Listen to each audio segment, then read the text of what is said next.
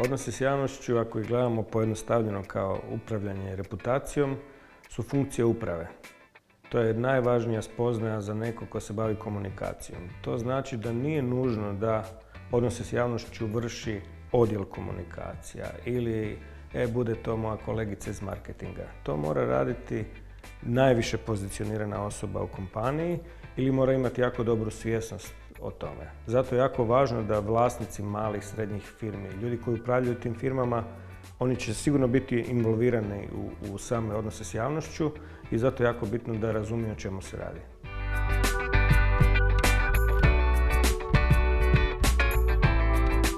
Zamislite primjer da ste vi mala firma, vlasnik, dolazite na poslovni sastanak i to su možda neki teški pregovori, a s druge strane je osoba koja kaže gle, upravo sam pročitao intervju s vama danas ili ja pratim vaš YouTube kanal, imate izvrsne objave tamo.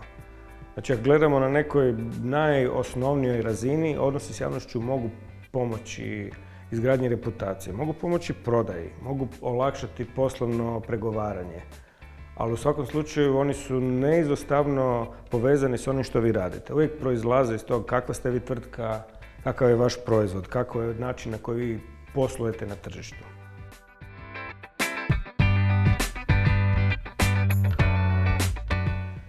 Pa odnosi s javnošću, ako angažirate vodeće konzultante, jesu skupa usluga. I u tom smislu neka mala firma sigurno neće moći angažirati neku veliku agenciju.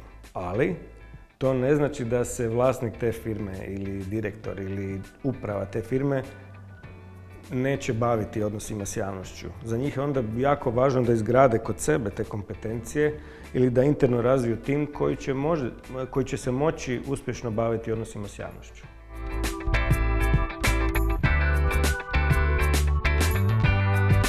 Odnosi s javnošću ne mogu se uopće odvojiti od uspješnog poslovanja firme na tržištu. Teško je zamisliti firmu koja je jako uspješna, a da nema jako dobre odnose s javnošću. To ne moraju biti odnosi s medijima. Imate jako puno kompanija koje ne žele imati preveliku medijsku prisutnost, niti im to možda nije bitno. Ali odnosi s javnošću mogu biti odnos sa ključnim dionicima, a svakome je to potrebno.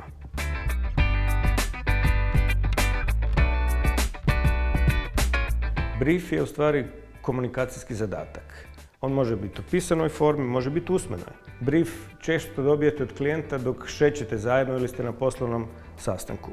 Ali to je neki popis ključnih informacija o s jedne strane poslovnom ili komunikacijskom izazovu, o nekim okolnostima i svim onim ograničenjima od budžeta, vremena koje morate zadovoljiti da biste uspješno izveli neki komunikacijski zadatak. Najbitnije kod briefa je da ima jako puno informacija. Vrlo često s klijentima ili potencijalnim klijentima razgovaramo o tome dajte nam informacije. Što više informacija nam date, to ćemo mi bolje komunikacijsko rješenje moći predložiti. Isto tako apeliramo baš na klijente, postojeće klijente nove. Ljudi, nemojte se sustezati, nemojte šparati vrijeme u pripremi briefa.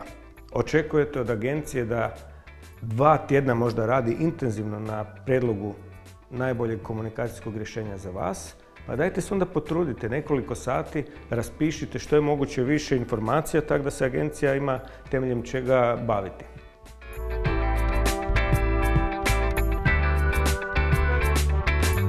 Mislim da će PR Pitch biti vrlo korisna konferencija za male i srednje poduzetnike.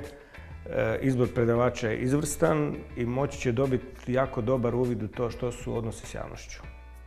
Ja sam Krešimir Dominić iz Komunikacijskog laboratorija. Pozivam vas da dođete 4. svibnja na prvu konferenciju PR Pitch u Zagrebu. To je konferencija sa odličnim predavačima i programom baš za vas, male i srednje poduzetnike. Vidimo se!